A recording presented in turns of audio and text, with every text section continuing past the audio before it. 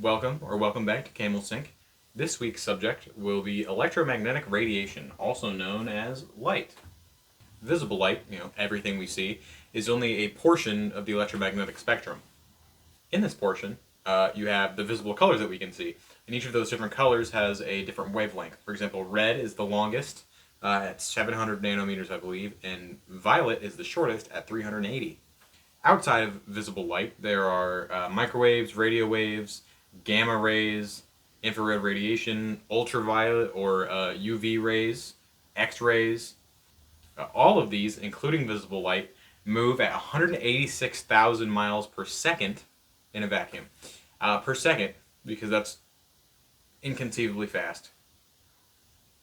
We can see visible light because of little cone-shaped cells in our eyes that are photoreceptors that intake the visible light. Most of the electromagnetic spectrum is either too long or too short or too energetic for these little cones in our eyes to be able to interpret. They're a cell naming guy, must have been on vacation though. I looked at what they were and they're just called cone cells. They don't have any fancy name as far as I could find. Now to get to those little cone-shaped cells, light travels in what is called wavelengths, which I mentioned before. Wavelengths are the distance from the peak of one wave to the peak of the next. So you have like light going in a wave like this, and you have two peaks. The distance between those is wavelength. Wavelengths are the reason a prism works. Each color hits the prism at a different spot, and then it's splits it out into the colors and makes a good but overrated album from the 70s. Now back to the rest of the spectrum that we can't see, you have radio waves, which are billions of times longer than visible light, and you have things like gamma rays, which are billions of times shorter. Another term you'll hear commonly when talking about the electromagnetic spectrum is frequency. Frequency is how many of those waves pass a single spot per second, and they measure it in hertz. The higher the frequency of light, the more energy it's carrying. As a rule, wavelengths and frequencies are inversely related, so the larger the frequency, the smaller the wavelength, and vice versa. In all of those parts of the electromagnetic spectrum are very useful for discovering things about the universe. Radio waves and microwaves, the two with the lowest energies, allow scientists to see through interstellar clouds to see the motion of cold gases. Infrared is used to study warmer gases as well as relatively cool stars. A huge portion of a star's electromagnetic energy is given off as light, so the visible light portion of the electromagnetic spectrum is very useful for telling how hot or cold a star is. And you have X-rays, which come from the hottest of hot materials, such as like superheated material circling a black hole, or neutron stars, or just gas that is heated to millions of degrees. And all that's, all well and cool. It's very interesting. We can hear scientists talk about it all day. But how do they know?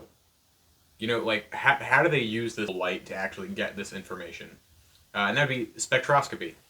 And I'm not an expert on spectroscopy or any of the electromagnetic spectrum, so if I get any of this wrong, please let me know in the comments. I'm very interested to know how it actually works and not just my possibly incorrect interpretation of it.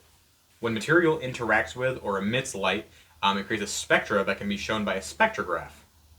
These are also known as spectroscopes or spectrometers. The spectrograph is used to break the light into spectra, which is the plural for spectrum. It breaks the light into its components, so it's essentially readable, and we're able to analyze and learn from it about the materials that have interacted with it.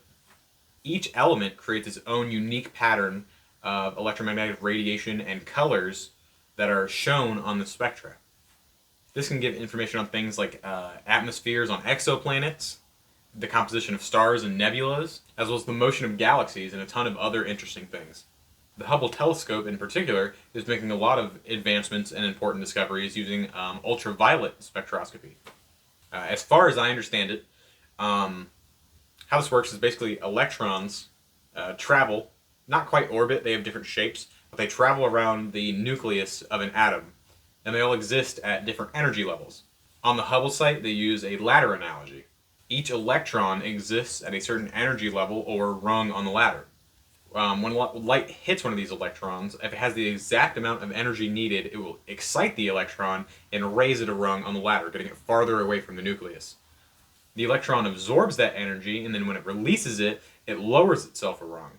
that released energy has to go somewhere, and it's released in the form of a photon.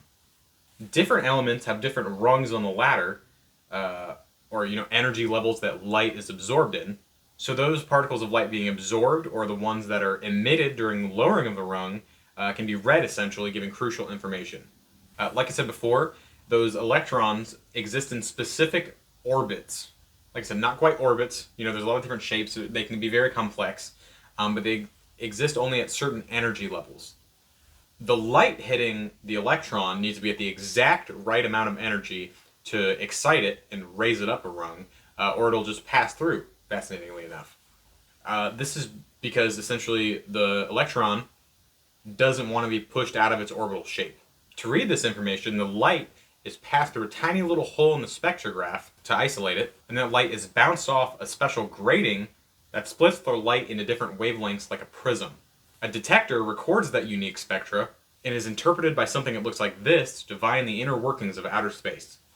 Thank you for making it to the end. If you found that interesting, please keep an eye out for new videos that I make. I try to have them out every week. They've been coming out every 10 days or so. I'm still getting into the groove of things. Thank you guys for watching.